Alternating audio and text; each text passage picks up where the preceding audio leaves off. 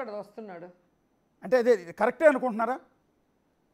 అలా అలా పప్పు నాయుడు అని పేరు పెట్టడం అంటే కరెక్టే అండి. ఇప్పుడు గతంలో 5 ఏళ్ల పాటు ఆ రోజు మంత్రిగా ఎప్పుడైతే చేసిన నేను వ్యక్తి పెట్టానో కాదు, ఒకసారి 5 ఏళ్ల పాటు మంత్రిగా చేసిన వ్యక్తి అప్పుడు కాదు పెట్టింది, యా ఇప్పుడు అప్పుడు పెట్టింది కాదు. ఇప్పుడు రాష్ట్రంలో మళ్ళీ పనిచేస్తున్న వ్యక్తి ఆయన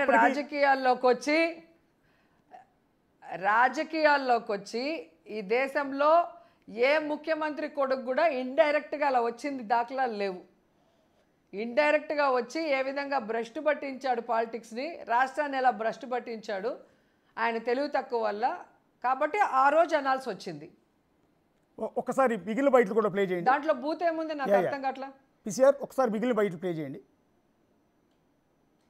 చేస్తున్నా, నీకు ఇప్పటికే 55 ఏళ్ళు వచ్చింది గాడిదకి వచ్చినట్టు, నీకు ఇంకా 45 ఏళ్ళ టైం ఇస్తున్నా, అంటే జీవితకాలం ఇస్తున్నా. జగన్ సార్ చిటికెన వేల మీద ఉన్న వెంట్రుకను కూడా నువ్వు పీకలేవని నేను చెప్తున్నా. కళ్యాణ్ ఛాలెంజ్ చేస్తున్నా, నీకు ఇప్పటికే 55 ఏళ్ళు వచ్చింది గాడిదకి వచ్చినట్టు, నీకు ఇంకా 45 ఏళ్ళ టైం ఇస్తున్నా, అంటే జీవితకాలం ఇస్తున్నా.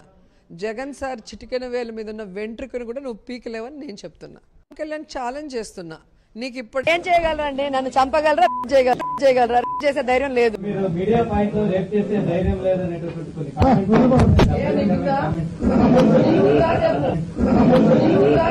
వచ్చే చేసే పని ఇది. వచ్చే వాడు సీరి చేసే పని ఇది. ఎస్, అంటే జగన్ గారి చిటికెని వేలు మీద వెంట్రుకు కూడా పీకలేరు అనేది బహుశా ఒక మహిళ నోటి నుంచి సమాజం యాక్సెప్ట్ చేయదేమో కదా. ఛాలెంజ్ చేస్తాను, అంటే ఒక మహిళ నోటి నుంచి ఆ మాటలు యాక్సెప్ట్ చేయరు కదా అంటున్నా. నేనేది ఏంటంటే ఎందుకు చేయరు? మహిళ అయితే ఏమి, అబ్బాయి అయితే ఏముంది, దాంట్లో బూత్ ఏముంది? ఎంతసేపు జగన్మోహన్ రెడ్డిని నేను అది చేసేస్తా ఇది చేసేస్తానంటే ఊరుకుంటారా? వింటుంటారా? దాంట్లో బూత్ ఏముంది నాకు అర్థం కావట్లేదు. ఈ రోజుకి ఛాలెంజ్ చేస్తున్నా నేను, మీకు దమ్ముంటే పవన్ కళ్యాణ్కి 175 సీట్లలో నించొని అప్పుడు మాట్లాడమను. మోడీ కాళ్ళు పట్టుకొని, వాళ్ళ మమ్మీని తిట్టిన చంద్రబాబు నాయుడు లోకేష్ కాళ్ళు పట్టుకొని జగన్మోహన్ రెడ్డిని ఓడించేదానికే పనిచేశాడు తప్ప ఆయనకి ఎవరైతే జెండాలు మోసారో లేదా ఆయనకి ఎవరైతే సపోర్టివ్గా ఉన్నారో ఆయన సామాజిక వర్గానికి ఏమైనా చేశాడా? ఎవరైనా ఈ రోజుకి కూడా తెలుగుదేశం పార్టీకి నష్టం చేకూర్చే విధంగా ఒక చిన్న ప్రెస్ మీట్ పెట్టినా వెంటనే వాళ్ళని పార్టీ నుంచి సస్పెండ్ చేస్తున్నాడు. తెలుగుదేశం పార్టీని కాపాడటానికే ఆయన బతుకుతున్నాడు తప్ప ఆయన కోసం పనిచేసిన జనసేన సైనికులకో జనసేన నాయకులకో ఆయన ఏ రోజు పనిచేయట్లేదు. దొంగ దెబ్బ తీయటం అంటారు దీన్ని, హీరోయిజం అనరు పవన్ కళ్యాణ్ది. ఈ రోజుకి ఛాలెంజ్ చేస్తున్నా, జగన్మోహన్ రెడ్డి గారి చిటికెన వేలు మీద ఉన్న ఎంట్రిక కూడా పీకలేరు. 175 సీట్లో నించొని అప్పుడు మాట్లాడండి. దొంగ దెబ్బ తీయటం, ఈవీఎంలో మ్యానిపులేట్ చేయటం కాదు. ఈరోజు రాష్ట్ర ప్రజలు చూస్తున్నారు కదా, జగన్మోహన్ రెడ్డి గారు రాప్తాడుకి వెళ్ళినా, పొదిలీకి వెళ్ళినా, చిత్తూరుకు వచ్చినా మీరు పోలీసుల్ని ఉపయోగించి లీడర్ల మీద రౌడీ షీట్లు తీస్తామని బెదిరించి మీరు ఎక్కడ చెక్ పోస్టులు పెట్టినా ప్రజలు ఆగుతున్నారా? మీ అబద్ధాలకి విసిగిపోయారు. జగన్ తాను చెప్పిన ప్రతిదీ, తాను మేనిఫెస్టోలో ఇచ్చిన ప్రతిదీ చేశాడు. అలాంటి వ్యక్తిని వదులుకొని తప్పు చేశామని ఈరోజు జగన్ వెంట పరుగులు తీస్తున్నారు. మీరు ఒక్కసారి మోసం చేయగలరేమో, ప్రతిసారి చేయలేరు, అది తెలుసుకోండి.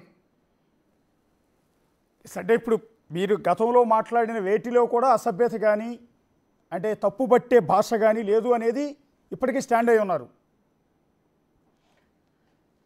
ఖచ్చితంగా అండి. ఇది చిత్తూరులో ప్రతి ఒక్కరూ మాట్లాడే నార్మల్ లాంగ్వేజ్, దాంట్లో బూత్ ఉండదు. ఎవరైనా ఏమన్నా అంటే మెట్టి తీసుకొని కొడతా అంటారు, అంటే మీ భాషలో చెప్తూ కొడతానో ఏదో అంటారు. ఇక్కడ మాటకు ముందు అది వస్తుంది. అలాగే నా ఇట్లా అంటారు, నా బొచ్చు కూడా బీకలేరు అంటారు. సో అవి నార్మల్గా అందరూ మాట్లాడే మాటలు. మేము పాలిటిక్స్లో ఉన్నాం కాబట్టి కొంచెం పాలిష్గా మాట్లాడుతున్నాం. మా భాష అదైనా దాన్ని కొంచెం పక్కన పెట్టి జాగ్రత్తగానే మాట్లాడుతున్నాం. కానీ భాష గురించి మాకు అడ్వైస్ ఇచ్చే జనసేన తెలుగుదేశం పార్టీ వాళ్ళ భాషను చూడండి.